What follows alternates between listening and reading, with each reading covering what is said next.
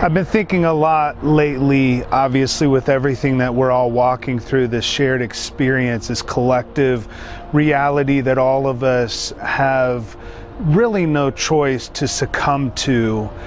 The realities that we face that we could consider fact, and some of those facts being that we have to socially distance ourselves, we have to disconnect in a sense from the norms of what we were used to just a couple weeks ago in business, and now there's this collective reality that all of us are facing. And when I think about the ideas around what it means to embark into new spaces that are unknown, experiences that we've never had before, the first thing that comes to mind is how easy it is to begin to see the world, life, the way that we perceive things to be through a lens of fear.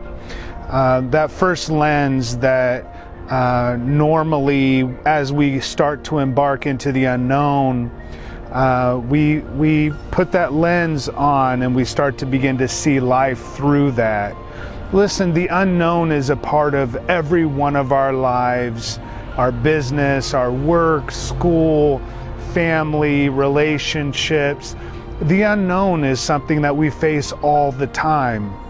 The difference is with something that we're facing now, is in the predicament that we're in now, is that it's the unexpected unknown. And with the unknown comes this sense that things are out of control, that we don't have the ability to manage what's happening. We don't have the kind of preset tools. We've not been ready for this. And because of that, the lens of fear causes us to have an increase of anxiety and stress. And obviously there are some knowns that are with the unknown. And for some of you out there listening in, watching this, tomorrow you're not sure what even tomorrow looks like. And for some of us, we may have been laid off or lost a job. Others are running multi-billion-dollar businesses that we're in a situation currently right now where we don't know how we're going to keep all of our staff paid. We don't know how ends are going to meet during this time. And the easy thing during a time like this is to see life through the perspective of a lens of fear. But I want to talk about the lens of faith today. But before I do, we have to understand that there's a process of getting to faith from fear. And I believe that faith is more than just a mystical idea attributed to some type of religious understanding of faith. I believe that faith is being able to see life through a lens of possibility, of hope, of opportunity. But before we can ever get to a lens of faith from fear, we have to put on a lens of fact. We don't go from fear to faith. We go from fear to fact to faith, because fear it feeds on the unknown. So the way that we get to faith is that we have to put on the lens of fact. What are facts currently right now in life and business? Really sitting down with a piece of paper and a pen and writing down not things that raise question, because they're always going to be that, and certainly during this season there's more of that. But what are the things that lend to things that we do know? Not the unknown, but the known. What are those facts that we can be certain of?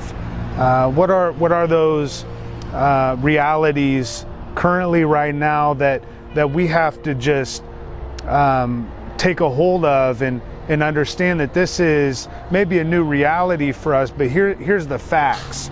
And writing those facts down, writing them down about your business. And some of those facts are hard to grapple with. It causes a wrestling in our own soul. Maybe a fact is there may be layoffs in the near future in your business. Maybe a fact is that there's realities around family and not being able to see your grandchildren in this season.